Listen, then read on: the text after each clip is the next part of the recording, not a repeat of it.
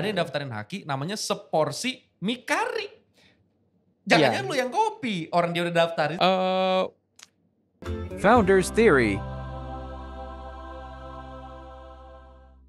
Hai folk, gue Aditya Pratama dan ini adalah Founders Theory. Ini episode perdana dan yang kita datengin adalah sosok yang membuat heboh Instagram beberapa bulan lalu. Gue pribadi sebelum ditawarin episode ini juga udah ngeliat itu di Instagram. Owner seporsi mie kari, Bro Andrew Dalimarta.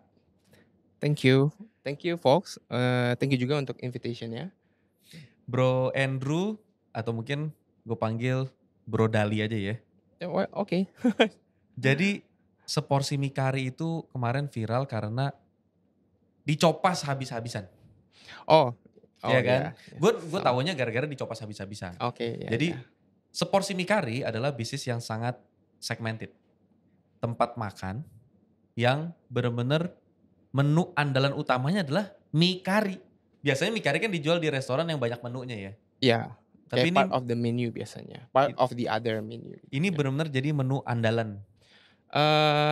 Iya, jadi lebih disebutnya single product oriented gitu loh. Single product concept lah let's say. Nah, buat teman-teman ini konsep menurut gue kalau gue kasih nama di Guerrilla Marketing, less is more. Ya, semakin spesifik segmentasinya justru untungnya semakin gede.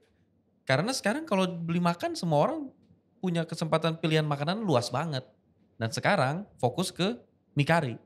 Iya. Tapi jangan-jangan mie kari yang jiplak.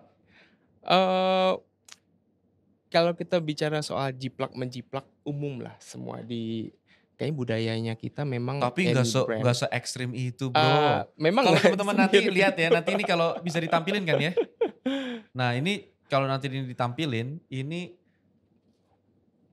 dari bentuk mejanya, lampunya, desain interiornya, menunya, semua gue bilang, wah ini ekstrim. Gue nggak tahu nih siapa yang menjiplak siapa karena yang menjiplak lu sosok terkenal gitu kan. Dan ternyata gue baru tahu di belakangnya adalah dugaannya di belakang itu raksasa-raksasa. Ini bukan kelakuan UMKM. UMKM nggak mungkin seberani ini juga ya. Ini kelakuan raksasa-raksasa dan efeknya ke bisnis lu gimana? Apapun yang kita mungkin kita bicara soal kopi seperti itu. Kopi kan sebenarnya ya waktu kita terjun di F&B itu kan memang sudah tahu budayanya kita, culture, dan kita waktu buka dalam jangka waktu 6 bulan juga kita udah prepare. Kita kan buka kan kita udah berjalan hampir 2 tahun lah let's say. Dari 2021 ya? Iya, dari outdoor kita yang di Alam Sutra. Ya kan? Sewaktu kita jalan 3 bulan juga kita udah tahu trafficnya. Kita udah tahu posisi kita tuh di ranah F&B tuh di mana ya kan? Dan possibility untuk orang either itu copy atau misal inspired by this product or this brand pasti ada. Jadi kita quite well prepared waktu itu gitu loh. Terinspirasi sih menurut gue wajar. Ya. Tapi kalau kemarin kan kasus viral itu karena tidak wajar. Maksud gue jujur aja ya. Kalau lu adalah sebuah tempat kopi yang jual ambience lu di kopi itu masih masuk akal. Tapi menurut gue orang kan gak masuk ke seporsi mie kari gara-gara meja stainless steelnya kan. Dia karena mungkin ya karena makanannya dan lain sebagainya. Tapi ini kan yang di kopi sampai semua desain interior, lampu semuanya di kopi. Maksud gue kalau mereka mau ngelakuin itu kalau makanannya kagak kayak punya lu ya gimana mereka bisa datang ya? Kalau dari marketing wise kan ada beberapa angle yang beneficial buat dia gitu loh. Oke, kita bicara kopi dulu. Mengkopinya memang kalau lu bilang terlalu mirip ya ada beberapa yang memang yang sangat mirip. Contoh even dari terlalu awal ya. Kita bicara dari awal dia buka kita kan udah pantau. Jadi any brand yang buka kita cukup aware di sosial media. Kita pantau. So far yang lu tangkep nih berapa brand kira-kira yang udah ngekopi seporsi mie kari? Bukan kopi, inspired lah. Ya oke lah, inspired lah. Berapa brand udah inspired? 6 brand atau 7 brand gitu. Ada Surabaya, Pontianak, Bekasi. Serem dibacain kota-kotanya lu. Jogja ya, of course. Terus ada di, hampir lupa. Ada beberapa lagi mungkin ya. Bangka ada. Dan yang tadi gue tahu, basically di luar kota ya. Sekarang nih lu masih dalam proses nih. Detik per detik ini, lu masih dalam proses. Karena ada yang daftarin Haki Ya ini kan umum ya, orang bisa cek dimanapun. Ada yang daftarin Haki namanya seporsi mie kari. Jangan-jangan lu yang kopi, orang dia udah daftarin seporsi mie kari. Ini jadi case yang ini sih, jadi case yang waktu banyak yang ngopi itu disangkain kita tuh kayak ada semacam marketing S3 gitu. Maksudnya yang very very complicated, very yang salah advance satu gitu yang loh. Gua rasa tadinya gimmick nih, ini gimmick nih. Banyak yang bilang, wah this is very cool marketing, this is a new kind of business. Tapi kalau itu dijalankan sama yang scale agak besar, modalnya ada, possibility ada. Cuman terus terang kita masih family business ya kan, privately owned ya kan. Kita nggak ada investor lain, nggak ada investor luar.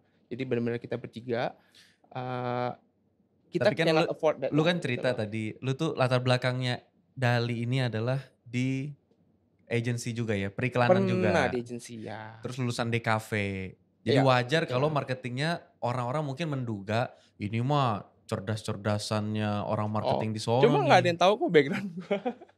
Nggak ada yang tahu background ya? Kita background bener-bener yang kita nggak pernah highlight kita punya background yang lain gitu loh. Ya kita very very simple business gitu loh. Jadi kita contoh kayak kita kan ada Mario kan memang yang lebih ke arah yang masak, yang tahu semuanya. Yang bikin resepnya gitu ya? Ya, dan kita selalu pengen dia yang lebih maksudnya in terms of branding itu dia. Karena dia yang punya backgroundnya gitu loh. Kalau dari kita kakaknya dia sama gua lebih ke arah backupnya dia gitu loh. Jadi kalian bertiga bangun ini ya? Jadi kayak kalau gue jelasin sedikit job desk-nya, kalau Mario itu pegang produk dan R&D, the whole product dari 3 brand kita. Gue pegang branding, marketing, ada semi PR juga gitu kan, operational kayak outlet gitu atau new outlets. Kalau Ari lebih ke back office-nya, Ari lebih ke arah financial, mau perpajakan, mau HRD, mau sistem standarisasi, macam-macam itu dia gitu loh. Selama dari 2021 berarti sampai sekarang sudah 1,5 tahun. Ya. Sekarang sudah 4 cabang. Yang seporsi mie karinya, iya, betul. Kembang Bawang yang nasi goreng itu 2 cabang. 2. Yang Platon Coffee itu 1 cabang. 1 cabang. Ya. Tapi overall omset sudah nyentuh miliar per bulan. Overall kalau kita gabungin semua ya amin-aminnya udah. Cuman kemarin gue dengar cerita, sebelum lanjut ke situ ya, sebelum lanjut ke yang terakhir kita diskusiin, kan sampai detik ini ada yang daftarin seporsi mie kari. Oh yang tadi. Yang tadi ya, karena gue tarik dulu ke situ. Kan nih ya, seporsi mie kari itu nama yang terlalu, jujur aja biasa aja dan terlalu unik buat kalau orang kebetulan punya nama yang sama bro. Dan logonya pun sama bro, mirip lah gitu ya. Dan yang daftarin tuh yang gue tahu tidak punya toko atau restorannya juga, dia hanya daftarin logo dan merek. Iya. Well, is business perhaps ya Indonesian. Apa lu terlalu tepat milih nama dan sampai menurut gue ya, bisnis itu banyak yang bagus tapi kayaknya yang terlalu banyak di Kompas itu salah satunya ya. Kasusnya ini Seporsi Mie Kari. Pasti ada inilah dari financial angle pasti ada. Either dia memang ya mungkin ya oke. Cari financial angle masih. Nah ya gini ya. Jadi peserta penonton atau Fox ini kan orangnya polos-polos. Kadang-kadang kita harus sedikit belak-belakan. Jadi di dunia ini, di negara Konoha, ya bukan di Indonesia, itu ada namanya mafia haki juga. Mafia haki itu sesimpel kayak mafia domain website. Ya. Dia tuh daftarin domain website sama daftarin nama haki. Pokoknya dia daftarin dulu yang namanya bagus-bagus atau brand yang udah gede tapi belum sempet daftarin. Karena di Indonesia konsepnya first to file bukan first to use. First to file tuh artinya sekalipun udah ada Seporsi Mie Kari, kalau dia tidak daftarin haki, gue daftarin haki, gue punya bisa menang karena gue duluan yang ngedaftarin. Walaupun lu bilang kan gue yang bikin konsepnya, gue udah jalanin bisnis dari 2 tahun lalu. Nggak peduli, Indonesia tuh first to file. Ya, kalau gue boleh cerita sedikit, ada case yang sangat-sangat kalau yang lu mau bahas itu lebih significantly case-nya lebih solid lah. Jadi kalau misalnya ini soalnya gue sebagai orang Tangerang, tepatnya orang Benteng gitu ya, agak sedikit terganggu soal case ini gitu loh. Jadi kalau bicara soal itu ya, jadi itu kita bicara jus-jusan. Jus-jusan itu di Tangerang ada satu jus, anggapnya jus A lah, gitu kan ya. Itu dia terkenal banget, legendary, sampai bokap gue memang udah kenal, sampai dari gue kecil sampai gue belum lahir itu udah ada jusnya. Namanya jus A, let's say. Let's ya kan? say. Ya. Pakai let's say. Lalu habis itu setahun lalu, nggak nyampe setahun lalu deh, itu ada yang ngeluarin jus A plus lah let's say. Tapi Cuman namanya sama persis? Sama persis. Namanya sama persis, logonya? Logonya, nah yang lama itu kan dia nggak ada logo. Yang lama belum cuma nama didaftarin doang. Haki, belum apa. Belum Bener-bener daftarin Haki. itu legendary dan itu instansinya Tangerang lah, Tangerang kota gitu loh. Aduh, Nah, sedih ya. masalahnya yang kopi juga orang Tangerang juga, so it's kinda, you know. Ya. Dan dia manfaatin momentum pas dia buka dengan manfaatin orang asumsi, ini dari Tangerang. Nah, itu dia build that brand from that base gitu loh. Itu maksud gue yang foundation. kenapa gue mau bahas. Ada sedikit kayak, nah ini kayaknya oke, lu bisa, tapi kok kayak begini gitu loh. Dan kita secara tahu legal benar gitu loh. gitu ya, secara legal dan boleh. dia daftarin, dan menang. Iya kan belum daftar yang sebelah sana. Nah, udah jadi secara brand maksudnya ya, itu yang bagus, tapi sebenarnya kalau teman-teman pemilik bisnis mau yang segede itu pun kadang-kadang suka ngeremehin hal yang kecil-kecil yang pikir kebetulan Sports Hikari sudah daftarin duluan, makanya kemungkinan besar ini menang nih di kasus ini. Dia lucunya kan kalau kita bicara daftarin Haki kan nggak ada banyak masalah spasi juga ada, masalah titik juga ada, masalah macam-macam gitu loh. Jadi kalau misalnya kita mau anggap aja ada si brand Sportsy gitu ya. Kayaknya ini belum daftarin, gue cek belum ada nih. Dia pikir belum cari ada. angle lain gitu loh. Dia pikir belum ada. Iya gitu loh. Iya. Yang bukan ngeselin ya, tapi yang kok secara etikanya harusnya kan nggak boleh begitu. Bukan nggak boleh. Kita buka duluan, lalu dia buka, kita buka duluan, kita daftarin dong. Dia buka si brand itu. Ya brand dia sendiri ya. Brand bukan, doang, ya. Tapi gak ada restorannya juga kan dia kan? Brand dia ada, brand dia sendiri ada. Oh ya brand dia sendiri. Brand dia sendiri ada. Nah, namanya juga nama berbeda. Nama berbeda. Jualannya Mikari juga? Iya. Setelah lu jualan? Itu yang kasarnya yang kopi kedua kalau gak salah. Oke. Nah itu dia entah bagaimana ngelihat dia punya, kita kok juga sedikit lumayan, trafficnya lumayan di Jakarta, secara sosial media juga udah ada gitu kan ya. Dia daftarin brandnya, tapi brandnya pakai brand kita si Sportsy Mikari, ketahuan ini wah kayaknya benar-benar namanya Sportsy Mikari, kayak logo wise, font type ya dimiripin semuanya, jadi kayak ada yang main seperti ini gitu. Tapi ya kita cukup aware dan cukup umum lah gitu loh. Tapi untungnya udah jalan duluan untuk ngehakiin duluan. Udah karena kan duluan. Yang gue concern kenapa gue bahas adalah takutnya kan misidentifikasi. Iya. Yang gue kesel, yang gue lihat tuh salah satu yang ngopi lu persis sama itu. Iya. Terus netizen komen, ya kan dia viral, dia juga terkenal. Pas cuplikan di TikToknya juga naik, dia pakai artis besar dan segala macam. Gue gak sebut brandnya ya. Dia pakai artis besar tapi dugaannya di belakangnya itu sebenarnya raksasa-raksasa financial yang udah pernah. Kayaknya sih kalau gue lihat, kok ada ini. Dan kita lihat track recordnya, ini sebelumnya apa-apa, kinda make sense gitu loh. Ya, mungkin itu semacam pilot project atau apa. Tapi pas gue lihat takutnya kan gini, komennya gini, aduh andaikan buka di Tangerang. Kan iya. Nyakitin hati ya. Maksudnya kan kita udah duluan di Tangerang, tiba-tiba dia bilang andaikan buka di Tangerang. Nah ini ada case yang menarik juga sih. Brand kita itu entah bagaimana seiring berjalannya waktu. Oke, potong dulu sedikit. Kita nggak pernah ada semacam kayak apa, mengkonfrontir gitu loh. Nggak pernah? Nggak pernah. Somasi? Nggak pernah. Jadi kita brand semua dari kita tuh nggak pernah ada yang bilang, why lu ngapain nggak. Kita keep it quiet. Bener-bener nggak ada respon sama sekali. Sampai hari ini nih ya? Enggak, sampai waktunya kayak, sampai ada waktu itu viral gara-gara istrinya rekan gua curhat di Twitter. Gitu. Dan itu baru ke blow up semuanya. Nah, tapi mereka juga nggak ada respon? Nggak ada respon, sebenarnya nggak. Nah masalahnya kalau mereka nggak ada respon, itu cuma ada dua pikiran netizen. Satu, lu marketing strategi doang. Iya, ada. Yang kedua, jangan-jangan dia duluan, cuman kita nggak tahu. Iya, ada yang bilang kayak gitu kok. Iya kan? Tapi memang dengan case itu kan dua-duanya ada benefitnya gitu loh. Tinggal produknya yang bersaing. In terms of kalau kita udah jalan-jalan. Nah gue mau gali lebih ke situ. Setelah itu terjadi, tapi kan itu di luar kota bro. Maksudnya orang kagak mungkin ke sono kan. Artinya kan dia sebenarnya juga kita bisa bilang ya, dengan dia kopi, sejujurnya apakah omset lu emang ikutan naik? Nah oke, itu bicara omset dulu ya. Iya, mungkin omset dulu kalau gue balik dulu, yang tadi lu bilang, yang gue bilang ini ada case yang menarik ya. Jadi kita kan gak pernah konfrontir kan. Jadi selama kita jalan itu, kita entah bagaimana tiba-tiba banyak muncul loyalis kita gitu. Yang kayaknya in terms of branding kita bersyukur banget. Karena kan gak gampang buat buat satu loyalis gitu loh. Loyalis maksudnya either itu ibu-ibu atau apa Yang yang ngebelain benar-benar lu suka banget yang gitu ya. ngebelain kita. Nah, yang ngejawab itu mereka semuanya. Bukan buzzer tuh? Bukan buzzer. Kita nggak pernah ada buzzer, nggak pernah apa. Jadi benar-benar organically mereka yang respon sendiri gitu loh. Tapi susah bro, percuma juga mereka mau ngebelain yang di pihak sono tutup komen bro. Iya. Oh akhirnya ya iya sih, hampir semua. Dengan adanya itu semua yang kopi kita ke blow up semua. Jadi nggak cuma case itu, case yang ini ada di sini kena juga. Ya, jadi kita sih stay ya keep it quiet gitu loh. Maksud gue kalau tadi ide itu ngebantu UMKM, menurut gue nggak ada kendala. Iya, Kan lu juga pernah bilang, maksudnya nggak ada masalah di kopi. Asalkan variasi, namanya juga Mikari itu kan milik semua orang.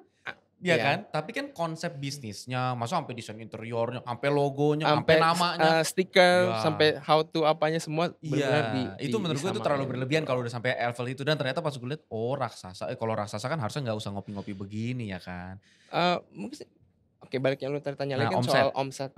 Kalau kita bicara omset dua-duanya pasti naik. Lu naik? Iya dong. Dia udah pasti naik kan, dia viral. Karena masalahnya kan kita kan cuma di Tangerang. Kalau lu udah masuk ke Jakarta dan udah kebanyakan, omset oke, gue udah tahu kok. Cuman kalau yang belum tahu daerah Jakarta atau even out luar kota, dengan case itu kan jadi tahu at least brandnya. 2 brand itu loh, brand sportsnya sama brand yang satunya lagi. Waktu itu kan Twitter itu kan bahas view-nya itu 12 jutaan kalau nggak salah. So trending topik juga trending topik nomor 2 atau kalau nggak salah. So beneficial gitu loh. Kita terus terang senang sih. Jadi waktu kita meeting itu, ini mengganggu gak? Terus gue bilang, ini gak mengganggu sama sekali. Ini justru opportunity, ini juga benefitnya banyak buat kita. Jadi kalau pasti lu juga paham lah, kalau kita bicara satu in terms of marketing angle gitu ya. Satu brand itu nggak bagus kalau cuma satu brand yang kita jalanin di at least di Tangerang, even di Jakarta atau di Indo. Harus ada 2, 3 atau 4. Karena kalau misalnya cuma 1, lu nggak bisa dikomparasi. Gitu loh. Kalau ada 2 dan 3, oke dikomparasi. Meskipun itu ada negatif atau positif, tapi you still in the conversation gitu loh. Jadi masih relevan. Tapi ya contohnya kayak kopi tiam gitu kan. Kopi tiam itu kan umum, orang bisa kopi, tapi kan gak sampai level itu. Maksud gue yang gak sehatnya adalah desain grafisnya, mejanya apa. Maksud gue kalau itu berlebihan dan berlebihan menurut gue ya. Berlebihan dan tidak guna menurut itu, gue. Kalau dari itu dari angle kita, dari angle mereka, secara brand sangat cepat dapat awareness udah pasti dari mereka. Maksudnya dikomparasi dengan mereka. Itu juga bisa jadi momentum mereka untuk narik market udah pasti gitu loh. Nah tinggal masalahnya produk yang berbicara, udah mulai masuk produk. Nah akan dikomparasi. Dan juga masalah pricing. Dan pricing Jakarta masalah lokasi sana bro, beda. lokasinya kan. Mau gimana pun lu gak ada di Jawa Tengah. Iya. Jadi ya walaupun rasa dia kurang oke, misalnya. Atau ya bisa jadi dia lebih enak, tapi misalnya dia kurang oke dan juga dia harga lebih mahal. Tapi karena dia cuma ada di Jawa Tengah, dia doang. Iya dia gak ada masalah, dia masih survive kok pastinya. Bro kalau ini kan kamera. Kalau misalnya di hadapan bro ini sekarang adalah pemilik yang ngopi pas plek itu. Gue yakin dia nonton, yakin banget gue nonton.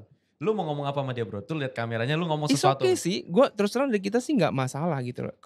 Competition is a good thing gitu loh. Kopi maksudnya apa ya? Apapun itu akan balik ke produk sih. Kalau kita mau bahas kompetisi yang maksudnya bikin satu case, bikin apa, semua akan benefit ke kedua brand gitu loh. Yang kita takuti memang ya takut misidentitas, soalnya kita disangkain bukan di Jogja soalnya. Congratulations ya bukan di Jogja. Nah, takut ntar ada makan mungkin nggak enak. Oh ini nggak enak nih porsi Mikari. Banyak yang asumsi takutnya seperti bisa itu. Juga gitu lebih enak. Bisa juga lebih enak kan. Semua apapun balik ke selera. Nah gitu. Oke. Jadi memang gak masalah kok. Cuman ya mungkin jangan sampai terlalu sampai exactly mirip sampai ke detailing. Cuman kita khawatirin ada misidentitas saja. Iya. Menarik, ini menarik. Nanti kita bakal kulik-kulik tentang itu. Tapi yang gue juga penasaran adalah dengar Sporsi Mikari ini bukan sesuatu yang lu planningin dari awal. Ceritanya gimana bro? Sampai munculnya Sporsi Mikari. Begitu kayaknya harus bicara dari brand pertama ya berarti ya. Jadi brand pertama kita ada Kemang Bawang Kembang Bawang ada Platon Coffee yang kedua, lalu ketiga ada Seporsi Mie Kari. Semuanya di Alam Sutra.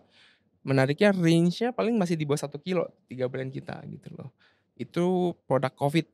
Produk COVID maksudnya dari Kembang Bawang itu 2 bulan sebelum COVID masuk kita buka Kembang Bawang. So challenge-nya agak besar lah gitu loh. 2 bulan sebelum COVID masuk? Iya. Berarti lu tidak memprediksi? Enggak, udah tahu di luar. Yeah. Udah tahu di luar ada. Tapi kan udah persiapan dari 6 bulan sebelumnya, berarti kan udah renovasi.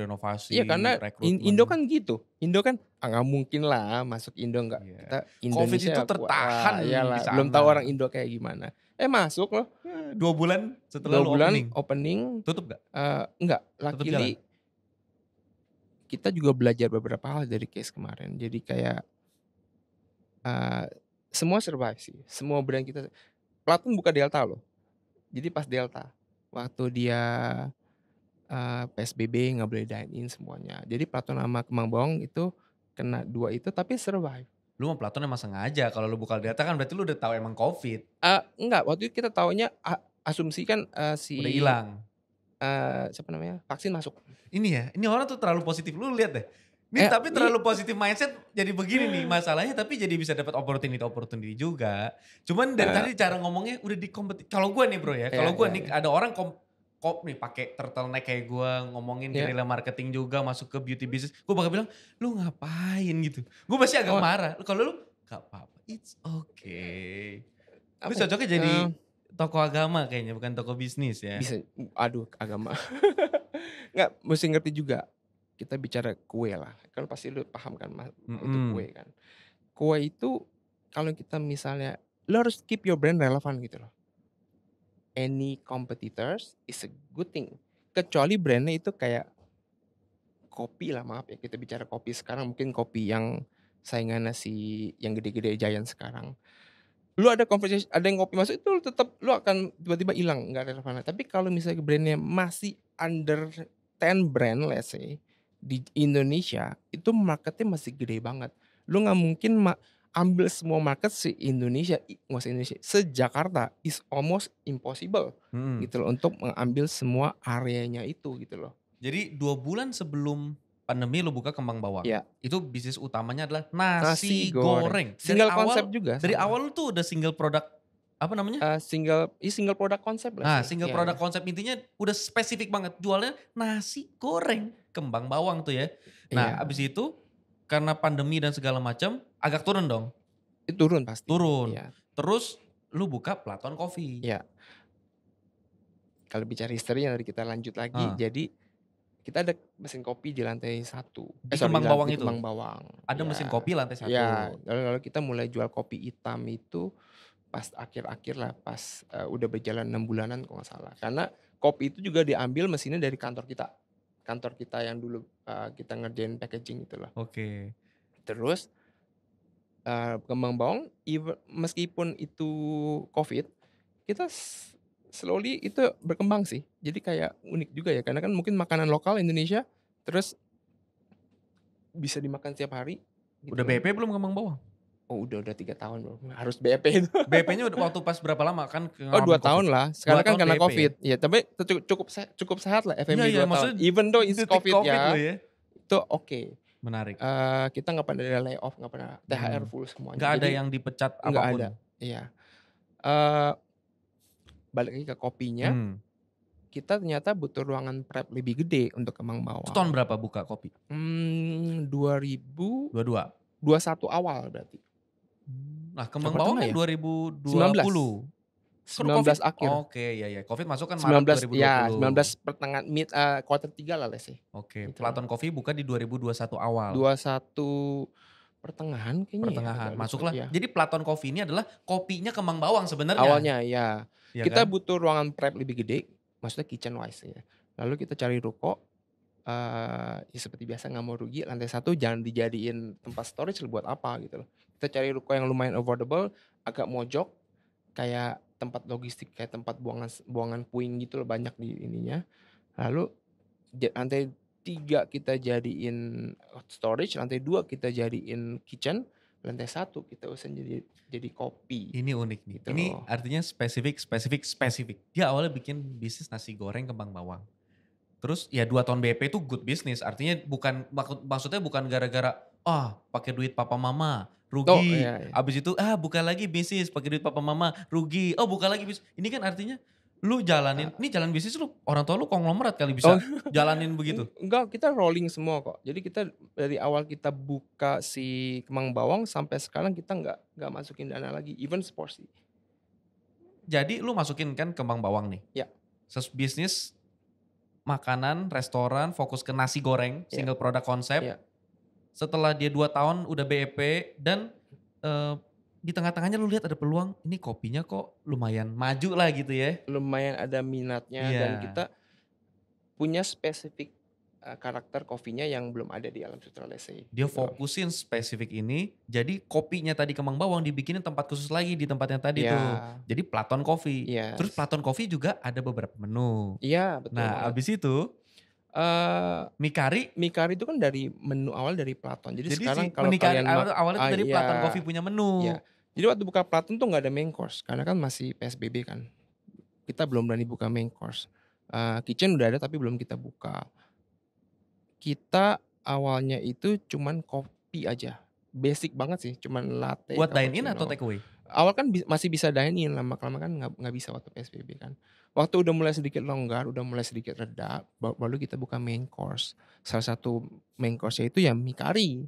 Nah, Mikari itu kita ngelihat trafficnya selama berapa bulan loh. Ini kayaknya oke nih, udah mulai banyak yang pesan jadi best seller. Gitu. Jadi best seller, lalu kita nggak kepikiran sih, kita kepikiran masih mungkin setahun atau 2 tahun, I think we can develop this product by jadiin satu brand sendiri gitu loh. Oke. Entah gimana ada teman kita yang ruko itu, ada ruko di sekarang ruko seperti ini, sewa lantai 1. Dulu bekas kopi apa, lalu di kayak kita kayak di taking over lah gitu loh. Di take over lantai 1, kita coba buat. Dulu tuh Mikari cuma 12 seat loh. Nah, ini menarik. 12 seat. Platon Coffee kan 2021 pertengahan. Iya. Udah BEP belum? Belum. Oh. Kan masih, karena buka coffee shop itu kalau kita bicara coffee dine in ya, proper ya, dengan mesin dengan kebiasaan oke. Itu secara kopi sama makanan lebih cepat BEP makanan kalau buat kita ya. Gitu. Ini karena kita bicara kopinya coffee dine in ya, bukan kopi yang take away, bukan yang online base juga. Cost-nya gede karena kan harus jual konsep, harus jual space, harus jual konsistensi balik lagi ke mesin macam-macam. Tapi seenggaknya itu kan ngelahirin Mikari. Iya, betul. Yang mana sekarang sudah 4 cabang menuju ke 5 ya. Iya. Dari lahirnya dari Platon Coffee itu. Dari Platon. Waktu juga waktu buka porsi Mikari, orang masih ngangeh, ini dari mana produknya. Kan mereka juga, Platon kan nggak ada yang tahu terlalu banyak ya, juga. Karena juga baru buka banget juga kan ya. Iya. Bro, kalau misalnya ngomongin tadi, gue sempet denger lu bilang bentuknya gue dapat building, lantai 1-nya gue manage. Berarti di dugaan gue tuh sharing profit gitu ya? Oh enggak, kita sewa lantai 1 doang. Maksud gue nggak gampang buat grow gitu pasti butuh kapital yang lumayan. Ya kalau lu modal cuma 1-2 emang gak bakal bisa jalanin beginilah gitu kan. Bisa kok. Lu modal awal bikin bisnis di Kembang Bawang berapa modal? Oh, sangat-sangat affordable sih kita bilang. Gue gak bisa sebut angkanya tapi yang pasti sampai 10M gak? Kembang Bawang, lu belum pernah Kembang Bawang?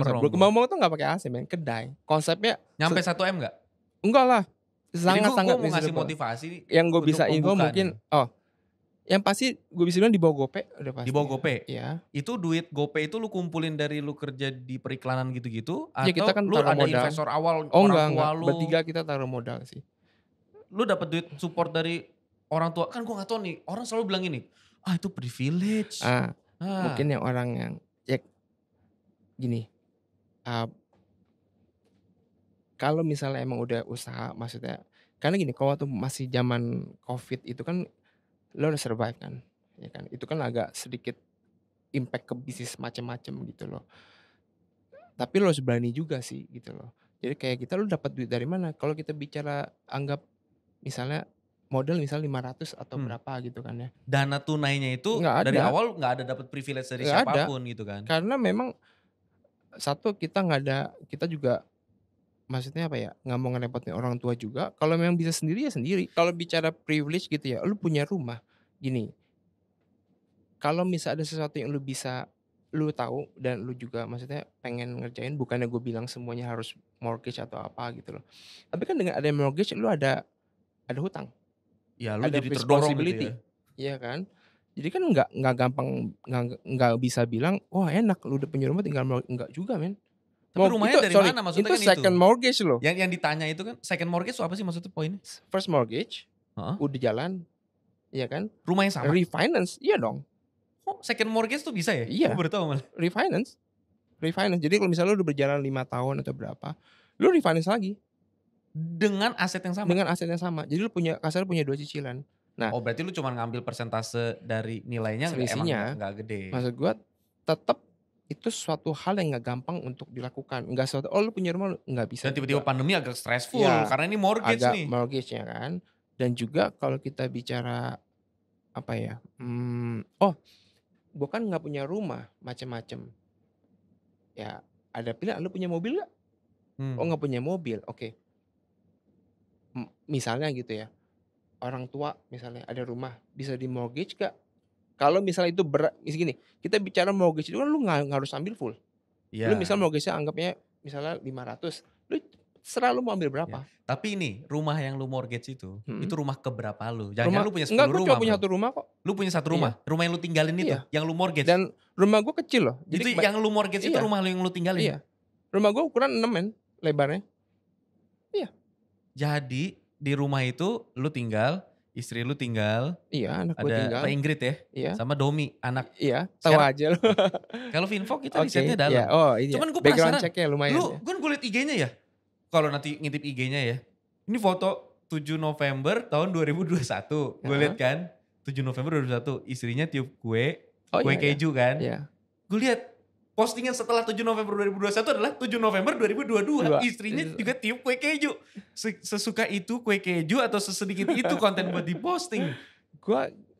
Tapi itu yang gue salut adalah, lu mulai bisnis ini berarti dari rumah lu yang lu tinggalin. Rumah itu lu beli sendiri atau dikasih? Ini sorry gue nanya-nanya hal yang kayak begini ya. Soalnya bro, seriusan. Kita tujuannya ini mau motivasi. Ujung-ujungnya semua orang bilang, itu mah privilege. Lihat aja mukanya. Itu mah anak yang bos yang punya ini. Itu mah orang tuanya ngasih dia modal segini. Kalau kita bicara rumah, jadi rumah itu memang di DP-in sama orang tua. Di DP-in orang tua. Ya. Tapi KPR. Yang gue suka adalah gini, ini kan honestly yang lu jalanin. Nggak apa-apa. Dan faktanya sekarang, artinya dengan begitu, lu benar-benar ngadepin sesuatu yang tidak gampang. Lu tuh bukan punya duit yang miliaran yang tinggal lu, enggak kok, cemplung gitu gagal. Kita bicara rumah itu, jadi kita kalau mau ngelihat maksudnya, ini privilege apa enggak gitu ya. Iya. Untuk DP-in iya, gitu loh. Karena itu kayak fase waktu gue habis merit biasanya. Renovasi, full renovasi kita sendiri, cicilan kita sendiri, gitu loh. Karena gini, kalau kita bicara privilege, sekarang nggak bisa jadi alasan maksudnya lu enak, lu udah punya dana A, B, C, D misalnya kan ya.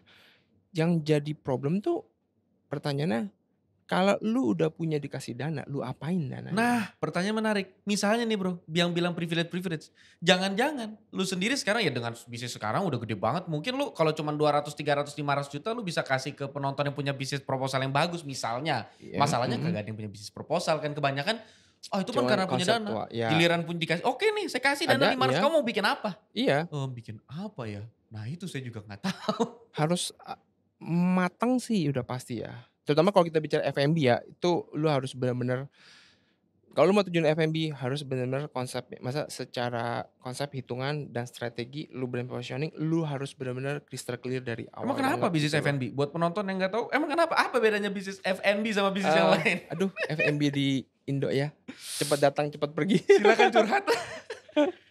Jadi F&B itu bisnis yang sangat berat ya?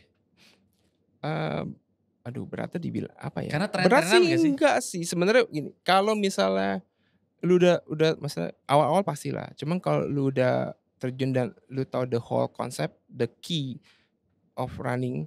Sorry, disclaimer dulu. gue bukan ahli F&B, maksudnya baru jalan 3 tahun, kita bicara kalau misalnya udah 10 tahun macam-macam. Bukan ahli F&B, Kayaknya 3 tahun tapi punya 4 cabang sport mie 2 cabang kemang bawang, itu bukan ahli tuh ya? Itu masih level beginner tuh begitu tuh ya? Iya, ya mungkin lah, Ya in terms of ampun, pengalaman. iya. Karena kan kita nggak tahu, apa namanya, ya semua pasti di atasnya masih banyak yang lebih jago-jago, paham. Cuman dari pengalaman lu gimana bisnis F&B nih? Nih kalau misalkan buat penonton yang bisnisnya F&B, apa saran lu buat mereka nih? Bisnisnya udah F&B udah terlanjur mereka promising kok. F&B itu promising banget loh. Cuman ada beberapa alasan orang terjun F&B itu kenapa? Apakah emang menggiurkan? Apakah memang wah ini lumayan nih duit lagi. Orang Indonesia siapa sih nggak mau makan? Terus ya orang negara apa juga mau makan. Iya, tapi kan beda loh. Culture kita kan memang karena kita dari segi income dan dari segi kita spend masih oke rasionya. Bedanya apa orang Indonesia?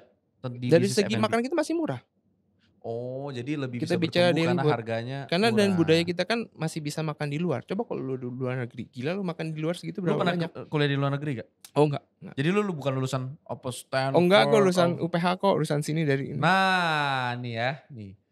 Tadi katanya gak ada privilege. Lulusannya aja uang papa. Hah? Oh, it's okay kok. Karena gini, yang penting kalau sekarang tunggu, UPH-nya UPH zaman dulu ya. Jadi beda sama UPH zaman sekarang ya. Zaman dulu, orang udah tahu UPH itu zaman kuliah dulu, mahal bro. Kita bicara kan pilihan kuliah kan ada beberapa, UPH salah satunya.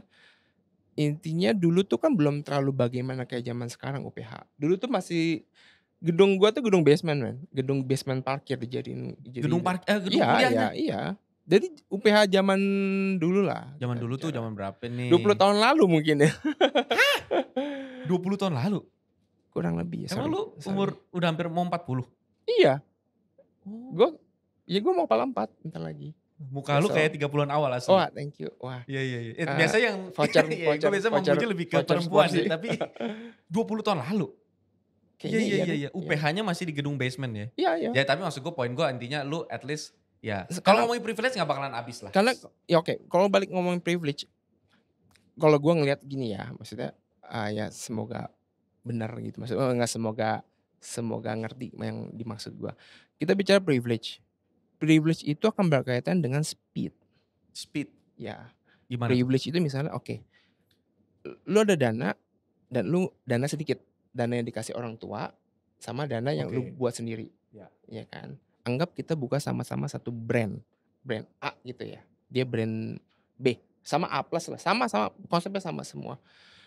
Dengan adanya privilege itu ada beban juga, lu harus traction harus ada speednya.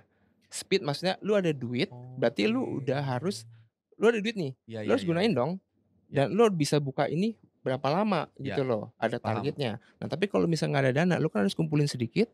Otomatis speed lu akan makin lama. Contoh, misalnya ada satu orang yang gue punya buka brand A ini, gue punya dana segini misalnya, gue bukain 3 langsung buat. Ada ekspektasi kan kembalinya juga sebesar itu di waktu yang sama-sama singkatnya. Iya, dan privilege itu kalau misalnya emang benar diolahnya, maksudnya lu harus tanggung jawab men, meskipun itu ke orang tua lu, gitu loh. Iya. Harus ada misalnya. Paling gampang, lu mau pinjam orang tua lu kasih bunga dong berapa? Orang tua lu harus bilang ini ini bunganya segini ya. Dan bunganya bukan bunga kecil, bunga literally kalau lu pinjam bukan bank ya, literally kalau lu pinjam KTA lo. Kalau lu mau kayak gitu. Ini menarik nih karena ini jadi salah satu strategi juga maksudnya supaya buat memicu diri juga kan. Karena gini, kalau lu dibanding lu minjem KTA atau apapun dana dari orang lain, even itu dari bank apa, mendingan lu pinjam dana ke nyokap lu, tapi lu bungain sama. Iya, 12% lah setahun misalnya. Why not? Gitu loh. It's still a business gitu. Apa bedanya sekarang? Bedanya cuman ya mungkin background checknya atau apa yang lebih gampang. Oh iya, ya kagak ada background check. Backgroundnya adalah diri orang tua sendiri. Tapi kan lu harus benar-benar benar gitu ngerjainnya, dan lu juga harus bayar juga gitu loh. Nah itu kalau memang kita bicara privilege ya, maksudnya ada opportunity gitu, lu bisa kok pakai, nggak apa-apa privilege itu emang kenapa gitu loh. Yang balik lagi masalah speed. Nah speednya kalau misalnya lu nggak privilege atau misalnya lu punya dana sedikit, dana sendiri, otomatis kan lu akan buat traction lebih lama gitu. Brandnya dari kecil dulu, apakah kita buka apakah kita harus perlu ikut event dulu, nggak perlu buka store dulu, Ya, event beberapa lu kumpulin, baru buka brand. ya, Yang satu udah ada privilege, lu bisa langsung buka brand, buka ya. toko. Iya dong?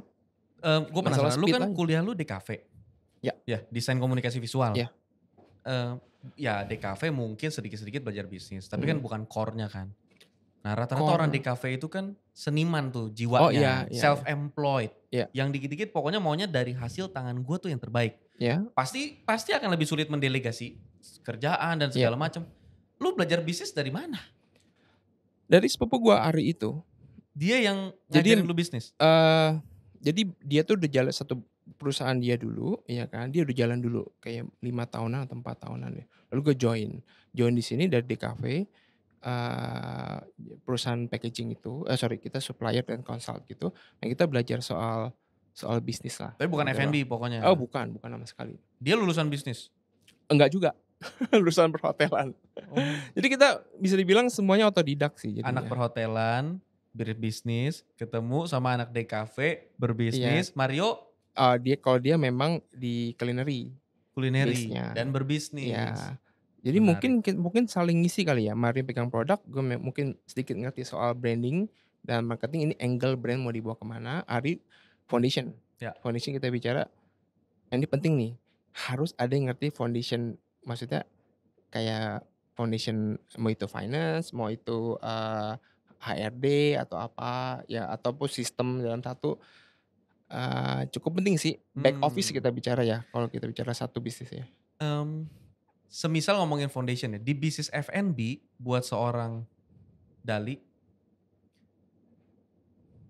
apa aja pilar yang penting? Misalnya, ini kan umumnya orang selalu bilang 4 pilar. Finance, HRD, operasional, marketing. Yeah. Nah di F&B apakah benar-benar 4 pilar itu atau sebenarnya sih finance sama operasional lah bisa digabung. Yang penting 3 udah cukup apa. Atau malah spesifik kalau bisa ada khusus orang yang ngerti di R&D-nya. Yeah. Atau apa sih kalau buat lu sendiri yang lu udah jalanin? Kalau gua pribadi ngeliatnya pilarnya bener sih. Pilar yang tadi lu sebut tuh emang bener semua. Tapi harus misalnya gini. Kalau misalnya buka F&B, kayaknya nggak bisa satu orang. Nggak bisa lu satu harus orang. ada partner. Oke. Karena kalau satu orang bisa meledak pala lu men. Gila.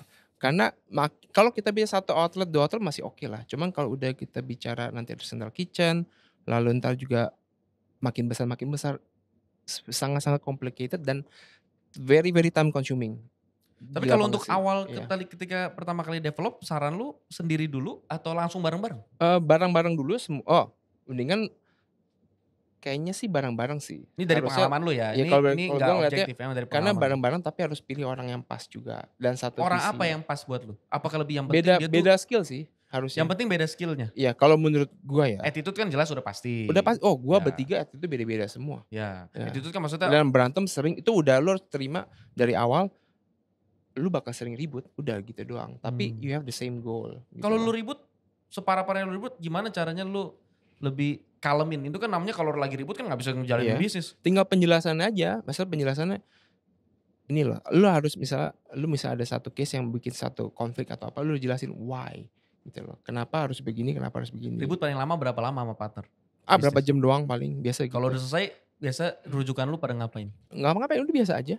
Jadi ributnya sebenarnya cuma kayak makan berdebat paling, argumentasi gitu ya? Doang. Karena udah tahu same goalnya. Lu menggaji diri lu sendiri gak? Sekarang belum digaji. Tapi kalau nggak digaji bukannya jadi sembarang ambil langsung dividen? Kita gini. Ada. Jadi kayak beberapa kan ada omset tertentu kan 4,8 itu kan harus di achieve kalau lu mau harus pakai PT, dividen macam-macam kan. Jadi kalau lu buka awal itu, baiknya lu buka dari OP dulu gitu loh, nggak usah langsung PT. Dari apa? OP, ojek pajak. Jadi kayak pribadi masih. Jadi lu masih bisa fleksibel gitu loh. Nah, kalau misal buka beberapa brand yang masih under net omset gitu, OP is a very good option sih untuk awal-awal. OP itu maksudnya CV itu termasuk OP? Beda dong, CV udah. OP itu berarti pribadi aja. Pribadi doang. Tapi CV juga nggak apa-apa. Kan CV itu kan hitungannya sama kayak OP tapi dibadankan hukum kan sebenarnya. Oke. Gitu loh. Tapi dengan begitu cara lu hidup sehari-hari langsung ambil dari keuntungan perusahaan? beberapa ada, ya kan. Jadi kita udah fixin beberapa orang kita, oke, anggapnya kayak gaji teman belum masuk gaji, kan belum PT soalnya. Jadi kayak gajinya anggap bisa dibilang kayak gaji sih. Tapi maksudnya lu kasih disiplin Oh iya nilainya dong, hanya harus segini ya? dong, iya dong. Kalau enggak susah. Oke. Harus disiplin, hitungannya kayak gaji sih. Jadi nggak ada gaji kayak oke beneran gaji So, berapa, banyak tapi pelaku baginya. bisnis F&B itu nggak menggaji diri sendiri, Iya. nggak ada angka tetapnya. Iya. Jadi pokoknya untungnya berapa itulah rekening yang dia pakai juga, apalagi dia cuma OP pribadi. Ya berapa yang masuk, yaitu nanti yang dipakai sama dia. Dia juga nggak tahu keuangannya makanya kacau. Oh jangan, lu harus tahu, lu harus fixin dulu, lu treatment itu sebagai gaji jadinya sebenarnya. Angka fix gitu Angka ya. fix dong per bulannya seperti apa. Kalau enggak kan nggak bisa kontrol. Dan juga balik lagi kalau kita bicara punya partner, ada baiknya itu memang secara financially agak mirip-mirip sih sebenarnya. Gitu loh. Karena kalau nggak terlalu mirip-mirip akan sedikit ada kesenjangan dalam beberapa hal gitu loh. Oke, Nah, paham. itu Jadi akan berasa sih. cari partner yang kurang lebih status ekonominya sejenis lah Senasib gitu sepenanggungan. ya. Senasib sepenanggungan. Beneran. Kayak gue bertiga itu kan senasib sepenanggungan. Jadi benar-benar fight bareng-bareng jadinya. Oke, benar-benar. Gitu. Kalau nggak misalnya satu partner yang dia either itu dia punya bisnis lagi dan dia juga udah cukup nyaman, probability-nya untuk dia concern ke satu bisnis yang kecil itu agak jarang gitu loh. Ini udah last question. Dan totalitas sih, sorry. Kalau lu harus benar-benar totalitas lu untuk kerja gitu. Cuma pertanyaan gue adalah, ini pertanyaan quick question aja. Buat seorang Dali, kalau lu kan udah punya anak nih. Iya. 1. Hanya akan ada 1 ya? Apa mau nambah lagi lu? Masih belum tahu sih. Kalau gue udah pasti hanya 1 saja, gue berencananya begitu ya. Jadi gue benar-benar memprogram untuk menjaga. Iya, oke. Karena 1 itu ternyata tidak mudah bro. Iya, coba tanyakan yang 2. Jadi pertanyaan gue adalah, kalau lu sambil lihat ke kamera yang situ ya, kamera lu ya. Kalau itu anak lu. Oke. Gue kan gak tahu nih, gue gak berdoa yang negatif-negatif. Cuman kan manusia tuh umurnya gak ada yang tahu. Iya. Misalnya ini adalah kesempatan lu yang sangat berharga buat ngasih pesan hidup buat anak lu, tapi pesannya hanya bisa singkat 30 detik. Untuk pesan kehidupan anak nih. Ya. Lu jangan ngomongin ini nomor Bang Papa, ini bukan itu. Poinnya adalah apa nasihat lu ke anak lu. Mungkin di dalam konteks dunia bisnis usaha relate sehari-hari. Silakan. Make mistakes and problem as much as you can. Itu sih. Itu dan juga apa ya? Enjoy the problem, enjoy the mistakes. Karena itu ini sih apa namanya? Harganya tuh tak ternilai lah gitu loh. Karena experience balik lagi. Jadi kayak sekarang misalnya kayak anak ya misalnya ya apa ya? Makin banyak kesalahan is a good thing somehow. In some cases ya gitu ya. Jadi lu harus apa ya? Harus make mistakes tapi jangan diulangin gitu loh. Dan ngerti kenapa gitu loh. Kenapa nggak boleh diulang gitu loh. Tapi make mistake as young as much as possible sih kalau inilah. Kayak contoh kayak gua gitu ya. Agak nyesel juga kurang bandel misalnya. Kalau misalnya waktu masih muda dulu kan. Lu kurang bandel. Iya kan? Tapi bener loh. Makin bandel makin somehow kayak oke, ada ininya gitu. Ada pelajarannya lah gitu. Dan poin utamanya berarti buat anak lu, kenapa gue bilang anak? Karena gue waktu itu kan ngebandingin beberapa hal ya. Tapi orang yang paling bakal gue kasih nasihat yang terpenting sehidup gue itu pasti anak gue. Iya. Dan harus enjoy the problem banget sih. Enjoy the problem. Ya. Enjoy the mistake and enjoy the problem. Itu orang Tangerang. Kalau orang Jaksel ada problem. Wah, healing kita self reward dulu nih. Ntar gue mental breakdown gimana lo? Itu sebenarnya prinsipnya yang misal gue ngomong ke anak itu ya oke gitu. Tapi itu somehow sangat-sangat sama kalau lu jalanin bisnis sih. Apalagi kalau misalnya F&B ya kan. F&B kan problem kan datangnya kan tiap hari gitu loh. Apapun itu loh. Kan kita bicara kan ke konsumen kan. Masa ke consumer tiap hari datang, tiap hari baru ya kan. Problemnya baru. Enjoy the problem. Iya. Makin sedikit besar makin banyak problem. Kalau lu nggak enjoy lu akan stres sendiri lah. Bro Dali, thank you banyak. Udah welcome. Thank you loh. Episode perdana Founders Theory. Jadi yang kita bedah adalah dari cerita awal lu ngejalanin semuanya, gimana cara lu cari partner, gimana lu ngadepin F&B industry, dan gimana ceritanya dalam 3 tahun lu udah punya omset miliaran per bulan dan punya banyak cabang, tapi yang fokusnya malah ke sustain-nya. Dan yang Oh gue suka yes, single yes, product concept lu. Single product concept lu itu membuka banyak peluang kreativitas. Karena kan kalau semakin banyak pebisnis yang single product concept, menurut gua itu kan jadi semakin unik. Jadi keunggulannya masing-masing kan jadi maju. Aduh, itu bisa panjang tuh ceritanya. Ada reason, ada yang macam-macam ya. Tapi maksud gua lebih ke arah mungkin nggak perlu takut gitu loh. Karena ada orang takut buka restoran, gua harus punya menu A, B, C, D biar dia. Ada in the branding wise, marketing wise ada plus minusnya juga kan. Yes. Mau closing statement untuk penonton Fox? Ya buat kalian yang mau buka F&B ya kan, jalanin bisa kok gitu loh. Asalkan jangan buka F&B gara-gara oh ini lagi tren, atau misalnya oh enak ya misalnya buat ngumpul atau apa. Is a serious business sih gitu loh, dan banyak orang yang tergantung juga sama bisnis itu juga gitu loh. Tapi very very big opportunity sih untuk market Indonesia ya. Pilihannya so many option gitu yang bisa dipilih lah gitu loh. Tapi ya harus benar-benar totalitas sih untuk terjun ke situ gitu loh. But very promising. Thank you Fox, thank you juga buat Fox. episode hari ini. Thank you. Kita ketemu di episode berikutnya. Bye. Bye.